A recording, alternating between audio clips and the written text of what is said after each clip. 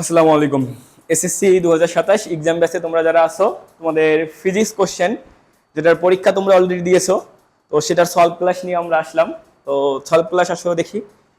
তো প্রথম কোশ্চেনটা যেটা ছিল, একটা কোশ্চেনই ছিল, একটার মধ্যে একটাই অ্যান্সার করতে হবে। তোমরা জানো যে প্রথম অধ্যায় থেকে তেমন কোনো কোশ্চেন আসে না, তবে যেটা সবচেয়ে বেশি গুরুত্বপূর্ণ আমরা সেটা নিয়ে আসছি।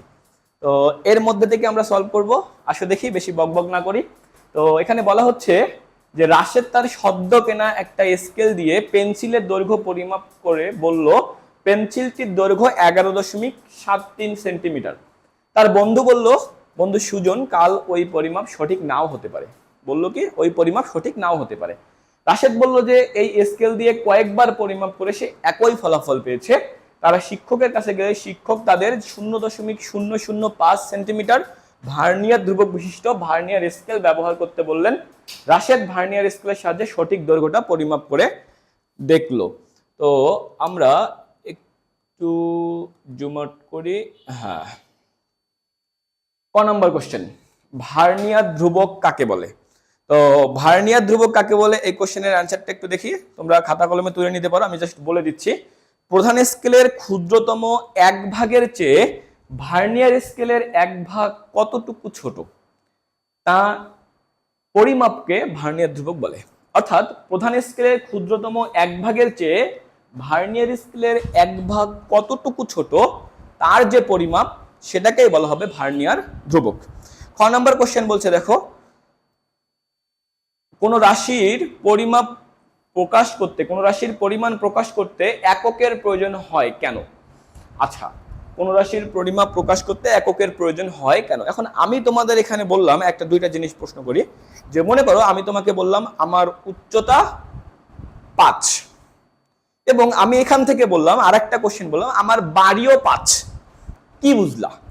আমার বাড়িও 5, আমার উচ্চতাও 5, এটা দিয়ে কোনো কি মানে আছে? না। আমি যদি বলি যে আমার উচ্চতা 5 ফিট, তুমি বুঝতে পারবা।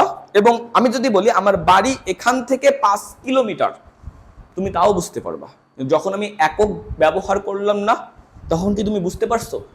বুঝতে পারো না আমি কোন রাশি ব্যবহার করেছি। সিমিলারলি আমরা যদি বলি যে আদর্শ পরিমাণের সাথে তুলনা করে কোনো কিছু পরিমাপ করা হয়, তাকে বলা হয় পরিমাপের একক। কোনো কিছুর পরিমাণ নির্ণয় করতে প্রয়োজন হয় এককের, যেন রাশিটির পরিমাপের সময় ওই আদর্শ পরিমাণের সাথে তুলনা করা যায়। ধরা যাক একটি লাঠির দৈর্ঘ্য 4 মিটার, এখানে মিটার হলো দৈর্ঘ্যের একক। তাহলে লাঠির দৈর্ঘ্য 4 মিটার বলতে বোঝায় লাঠিটির দৈর্ঘ্য 1 মিটারের 4 গুণ। এটা বোঝাতেই মূলত হচ্ছে কোন রাশির পরিমাণ প্রকাশ করতে এককের প্রয়োজন হয়। ব্যবহৃত ভার্নিয়ার স্কেলের কয় ভাগ, দেখো ব্যবহৃত ভার্নিয়ার স্কেলের কয় ভাগ প্রধান স্কেলের কত ভাগের সমান, তার নির্ণয় করো। আমরা একটু দেখি, দেয়া আছে এখানে ভার্নিয়ার ধ্রুবক ভিসি এর মান দেওয়া আছে 0.005 সেন্টিমিটার। আমরা এটাকে মিলিমিটারে কনভার্ট করে নিব। মিলিমিটারে কনভার্ট করলে হয় তোমাকে মিটারে দেওয়া থাক, কিলোমিটার যাই দেওয়া থাক, সেটাকে মিলিমিটারে কনভার্ট করবা। সেটা হচ্ছে ভার্নিয়ার ধ্রুবক ভিসি এর মান, এটা পাইলা।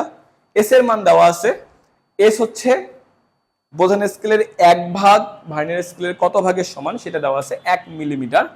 এখন ভার্নিয়ার ধ্রুবক আমরা জানি ভিসি সমান সমান, আমাদের সূত্র হচ্ছে প্রধান স্কেলের এক ক্ষুদ্রতম ভাগের দৈর্ঘ্য ডিভাইডেড বাই ভার্নিয়ার ভাগ সংখ্যা, বা ভিসি সমান সমান এস ডিভাইডেড বাই এন। আমরা এখান থেকে এন এর মানটা বের করব। এন এর মান বের করলে দেখো ক্যালকুলেশন করে জাস্ট সুন্দর মতো বসাই দিছে, বসাই দিয়ে বলছে ভার্নিয়ার স্কেলের 20 ভাগ প্রধান স্কেলের ক্ষুদ্রতম 1 ভাগের সমান। তারপর দেখো রাশিদের প্রথম দৈর্ঘ্য পরিমাপের সঠিক পরিমাপের সাথে সঙ্গতিপূর্ণ ছিল কিনা যুক্তি সহকারে বিশ্লেষণ করো। এটা জাস্ট ব্যাখ্যা, আমরা জাস্ট এখানে দিয়ে দিলাম, তোমরা একটু এটা দেখে নিবা। জাস্ট আলোচনা করা আছে, এটা দেখলেই বুঝতে পারবা। তো এর থেকেও ইম্পর্টেন্ট যে প্রশ্নগুলো আছে আমরা অবশ্যই নেক্সট পরীক্ষাতে দিব। আমরা তো অনেকগুলো পরীক্ষা নিচ্ছি, তোমরা তো অলরেডি রুটিন পেয়ে গেছো। যেহেতু রুটিন পেয়ে গেছো, তাই ওই অনুযায়ী আমরা জাস্ট ছোট থেকে মানে একদম শুরু থেকে ধরতেছি, যাতে তোমাদের কোনো প্রকার গ্যাপ না থাকে পরীক্ষাগুলোতে। হ্যাঁ, এটা ফার্স্ট সেমিস্টার, এরপরে সেকেন্ড সেমিস্টারে আরও হার্ড হবে, এবং কি কি টাইপের কোশ্চেন আসবে ওগুলো আমরা অ্যানালিসিস করব। দেখো আমরা এবার এমসিকিউতে যাব, যে 10টা এমসিকিউ তোমরা দিয়েছো। প্রথম কথা হচ্ছে বিজ্ঞানের কোন শাখায় পদার্থ ও শক্তি নিয়ে আলোচনা করা হয়? অ্যান্সার পদার্থবিজ্ঞান। পদার্থবিজ্ঞানকে প্রধানত কয়টি শাখায় ভাগ করা হয়েছে? 10টি শাখায়। তারপরে দেখো লোডস্টোনের চৌম্বক ধর্ম সম্পর্কে কে জানতেন? থেলিস। পরমাণুর প্রাথমিক ধারণা কে দেন? ডেমোক্রিটাস। ধাতুর ভেজাল নির্ণয়ের কৌশল আবিষ্কার করেন হচ্ছে আর্কিমিডিস। পদার্থবিজ্ঞানের মূল ভিত্তি কোন নীতিকে বলা হয়? শক্তি সংরক্ষণশীলতা নীতি।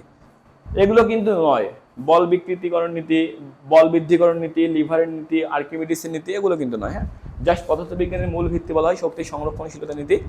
আলোক তত্ত্বের ক্ষেত্রে কার অবদান উল্লেখযোগ্য? ইবনে আল হাইথাম। টলেমির মতবাদের বিরোধিতা করেন কে? আল হাজেন। আল মাসুদি ইনসাইক্লোপিডিয়া লেখেন কোন বিষয়ের উপর? প্রকৃতির ইতিহাস।